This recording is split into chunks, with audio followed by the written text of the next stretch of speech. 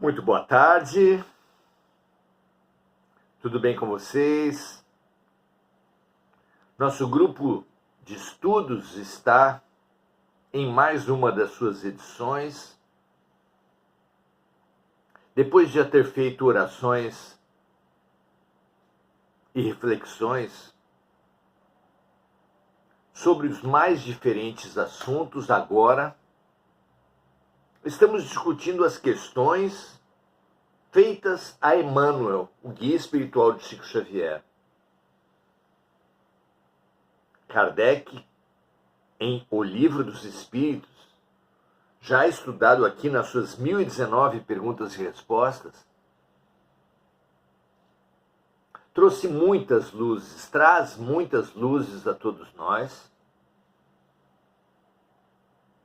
Nós que jamais poderíamos considerar esgotadas as reflexões apenas com a leitura, ou mesmo a releitura, nem mesmo com o estudo, ou mesmo o reestudo desse O Livro dos Espíritos, que, como todos os livros de grande sabedoria, de grande revelação, vão trazer conteúdos diferentes a cada momento em que o lermos.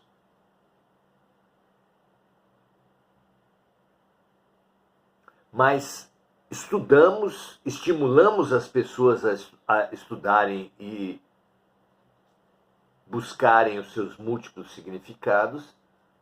E agora estamos nas 411 perguntas desse O Consolador,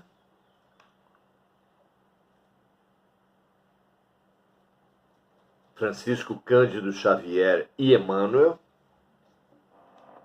que nas suas questões enfrenta três campos fundamentais nos quais se situa o Espiritismo, nos três: ciência, filosofia e religião. Primeiro, Emmanuel trabalha questões referentes à ciência. São essas que a gente vem conversando. Já abordamos as questões da química, as questões da física, e agora estamos trabalhando as questões da biologia. Como é a biologia da reencarnação? Como é a biologia olhada do ponto de vista espiritual? Enfrentaremos parte das questões de hoje, sempre inexistindo aqui qualquer pretensão de esgotar quaisquer assuntos, mas, ao contrário, em vez de palavra final, fazer um estudo inicial, um estudo que estimule e contribua com os estudos de cada um de vocês. Vamos lá? Estamos na questão 29 e 30 do subitem Biologia desse livro O Consolador. Vamos então à questão 29.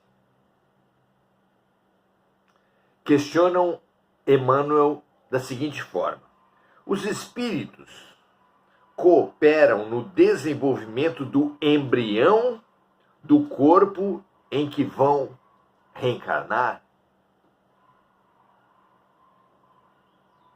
Será que os espíritos cooperam no embrião do corpo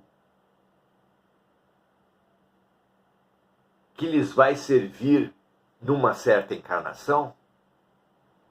Como entender essa questão? Continua a pergunta dizendo assim: e em caso afirmativo, chegam a operar nos complexos celulares da herança física? Para que os corpos futuros sejam dotados de certos elementos aptos a satisfazerem as circunstâncias da prova ou missão que hajam de cumprir,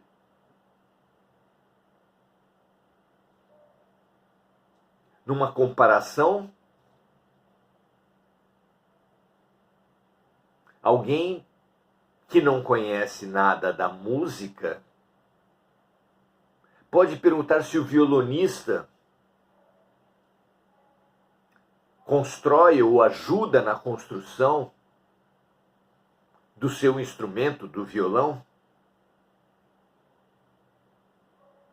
Essa é a pergunta que fazem a Emmanuel. E a resposta é a seguinte: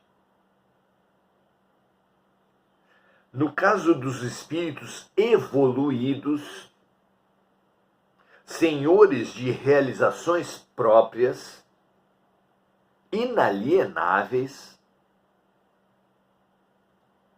porque tudo que um espírito realiza e conquista jamais lhe pode ser tirado,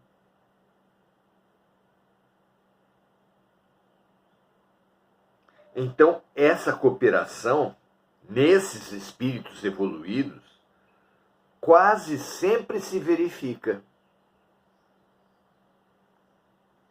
Ou seja, os espíritos evoluídos, sim, colaboram na construção do seu corpo físico.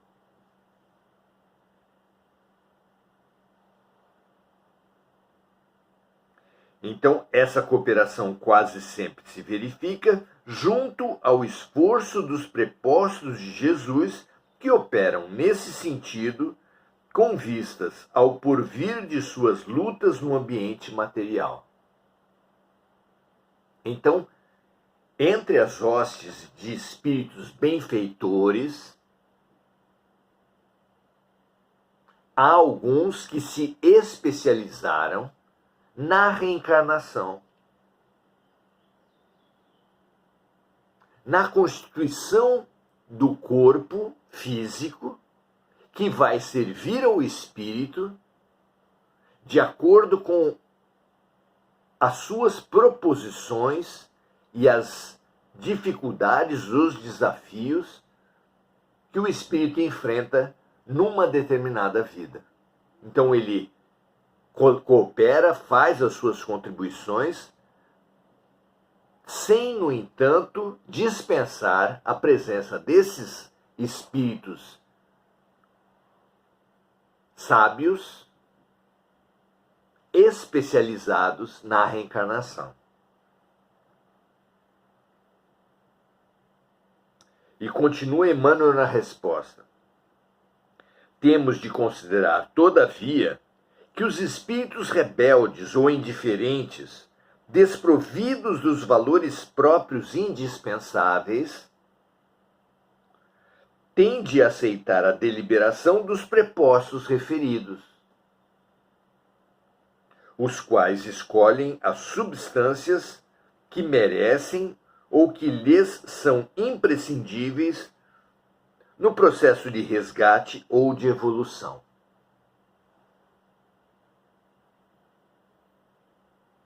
Então, Emmanuel nos conta aqui que os espíritos mais comprometidos, menos evoluídos, caracterizado pela rebeldia ou pela indiferença, desprovidos, portanto, dos valores próprios indispensáveis, não tendo conquistado determinados avanços imprescindíveis à colaboração na construção do seu corpo material, tem de aceitar a deliberação dos prepostos referidos por nós como os espíritos sábios e especializados na reencarnação, os quais escolhem as substâncias que merecem ou que lhes são imprescindíveis no processo de resgate ou de evolução. Então, das duas, uma. Ou o espírito é evoluído e colabora na construção do seu corpo físico sem dispensar os engenheiros siderais da luz, encarregados, especializados da reencarnação. Ou então, se os espíritos são pouco evoluídos, não tiveram as conquistas básicas para essa tarefa da reencarnação, eles precisam se submeter sem poder participar do planejamento e da programação encarnatória preparada pelos espíritos especializados. Assim acontece por toda parte. Podemos perguntar se todos os moradores de uma casa sabem fazer os reparos na parte elétrica, na parte hidráulica, nos móveis e assim por diante. Qual é a resposta que nós temos para dar? Que aqueles espíritos que na sua vida tiveram a oportunidade de acumular conhecimentos, poderão sim desenvolver algumas práticas, alguns reparos dentro de uma casa, sem, porém, dispensar os especialistas de cujo saber esses espíritos precisariam usufruir, precisariam contar, especialmente aos reparos mais complexos. Então, o dono de uma casa pode ter noções básicas de mecânica, de hidráulica, de eletricidade, de marcenaria, que lhe habilitem a uma série de pequenos concertos, mas mesmo assim pode necessitar do trabalho dos especialistas nos trabalhos mais complexos. Não é assim? Da mesma forma, refere-se aqui Emmanuel a respeito da participação dos espíritos na elaboração do corpo físico imprescindível à encarnação. Diz ele que apenas os muito evoluídos participarão da elaboração do seu corpo físico e, mesmo assim, sem dispensar os especialistas. Fica claro? Diga lá. Se você não compreendeu, faça suas perguntas. Se nós soubermos responder, responderemos, se não, pesquisaremos. Certo? Pergunta número 30. Há órgãos no corpo espiritual? Terá o corpo espiritual coração, estômago, intestino? Como é que vocês pensam isso? A resposta de Emmanuel é interessantíssima. Dentro das leis substanciais, diz ele, que regem a vida terrestre, extensivas essas leis às esferas espirituais mais próximas do planeta, já o corpo físico, excetuadas certas alterações impostas pela prova ou tarefa a realizar, será uma exteriorização aproximada do corpo perispiritual. Então, o perispírito, o corpo espiritual, é o molde para o corpo físico.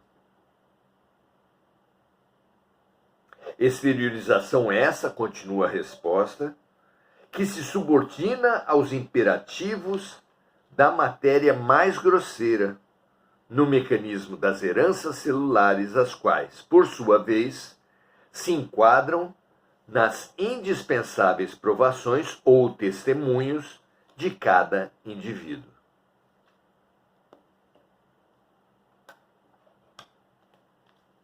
O estudo do corpo espiritual, como a resposta que sugere, é chave para amplos entendimentos, não apenas do processo encarnatório, mas de diversos aspectos na vida. Praticamente todos nós já teríamos nos perguntado por que eu nasci com o rosto desse jeito, com tais problemas físicos e mesmo com tais propensões, talentos, capacidades físicas. Porque, enfim, as diferenças entre os seres humanos, onde uns nascem muito dotados de beleza, de força, de saúde, e outros pouco dotados. Pois a resposta que mostra o encadeamento de boa parte do que costumamos chamar de lei do karma, lei de causa e efeito, está no corpo espiritual. Porque há um encadeamento de causalidades que nos cabe conhecer para entender os mecanismos da reencarnação. A própria série de André Luiz nos mostra que o corpo espiritual é muito suscetível à ação do pensamento. Ali somos informados, por exemplo, que um suicida fica traumatizado, vivendo e revivendo em looping o seu momento extremo de loucura. E isso faz com que ele, mesmo tendo sido tratado no seu corpo espiritual, se ele deu um tiro na cabeça, por exemplo, a ferida, tanto da entrada quanto da saída da bala, os danos causados no seu equipamento cerebral, tudo isso será tratado. Porque todos nós, ao falecer, somos acolhidos em hospitais, digamos assim, postos de socorro, nos quais as principais mazelas do corpo físico e suas repercussões no corpo espiritual são tratadas. Se o trauma mental não for superado, o trauma físico reaparece, de forma que a ferida daquele que atirou contra a própria cabeça se abrirá novamente sempre que aquele espírito infeliz lembrar e reviver o seu ato extremo. Porque é a mente que forma ou deforma o corpo espiritual. Mas a cadeia de causalidade não para aí, e aprendemos com o André Luiz, com os espíritos, que o corpo espiritual, por sua vez, dá origem, é o molde a partir do qual se realizam as diferentes harmonias ou desarmonias do corpo físico.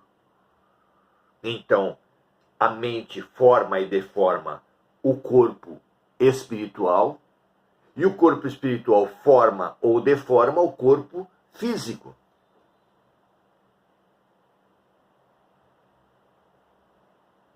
Vem daí a realidade de que todos os problemas físicos que possuímos, na aparência, na funcionalidade, nas doenças congênitas, nas doenças oportunistas, tudo se encadeia de forma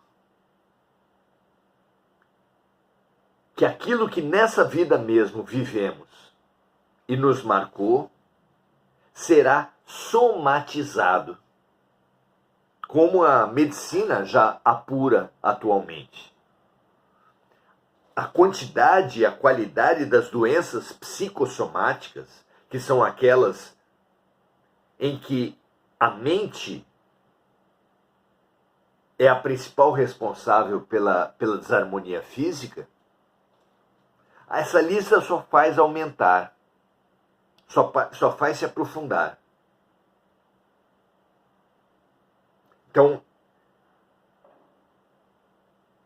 e ainda se aprofundará mais, porque os Espíritos nos explicaram, nos instruíram, através dessa interessantíssima literatura espírita, não só de André Luiz, como outros,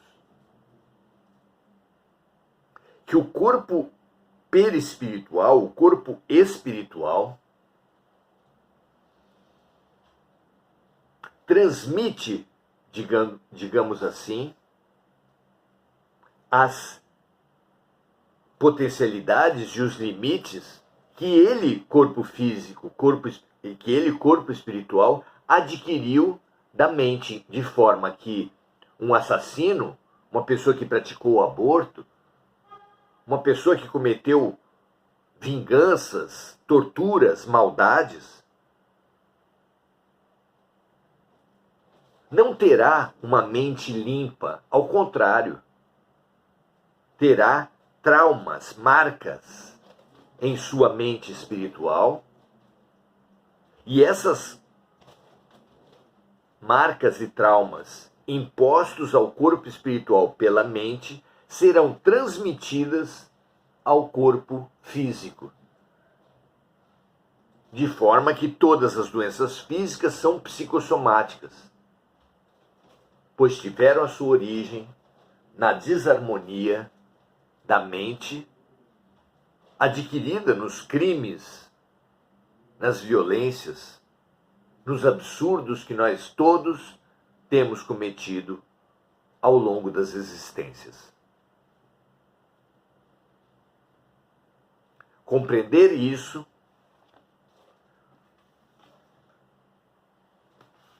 compreender, portanto, como nós influenciamos nossos corpos físicos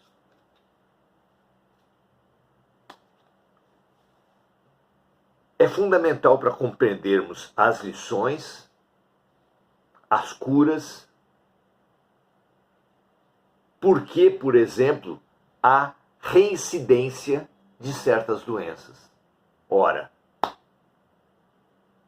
se a origem das doenças físicas está no corpo espiritual e a origem das desarmonias do corpo espiritual estão na mente, se uma pessoa curar o seu corpo, mas não mudar a sua mente, haverá uma reincidência, haverá uma recaída naquela doença. Não é claro, não é lógico que assim seja? A culpa, por exemplo, faz estragos no corpo físico. Se vamos até alguma espécie de tratamento espiritual, reiki, passe, somos tratados e somos reharmonizados em nosso corpo físico e mesmo em nosso corpo espiritual, mas mantivermos nossas mentes deformadas por padrões tóxicos, os problemas voltarão. Daí vem a grande sabedoria que a própria Organização Mundial da Saúde tem quando estabelece que saúde é o completo bem-estar biopsicossocial e espiritual. Daí vem a grande sabedoria de que a saúde é integral, de que a saúde é integrada, que se nós nos melhoramos no campo energético, no campo físico, mas não conseguimos nos melhorar na programação mental, nas crenças desarmônicas que estão na origem das doenças, elas voltarão.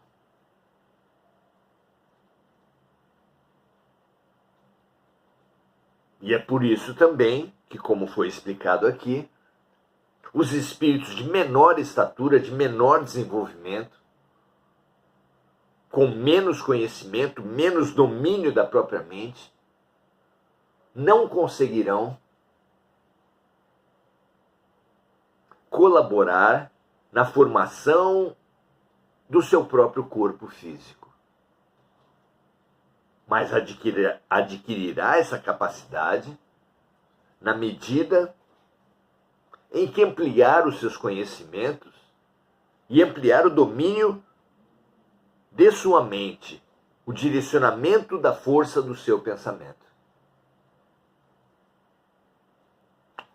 Que esse aprendizado nos sirva em diversos aspectos da vida, na compreensão das doenças e das curas, na compreensão das ferramentas através das quais os crimes de uma vida se transformam em problemas físicos na vida subsequente ou na outra. Nos ajudará demais esse conhecimento a diversos aspectos da vida comum, como nas doenças congênitas, que nenhuma ciência sabe explicar, apenas apresentar probabilidades. Mas apontar na origem o que gerou um câncer infantil, por exemplo, já que a criança, obviamente, não fumou, não comeu alimentos ultraprocessados, não teve emoções desarmônicas. Nada disso a criança teve nessa vida. Mas certamente, como a vida não começa no berço e não acaba no túmulo, aquele espírito traz de suas vidas passadas as desarmonias que se expressam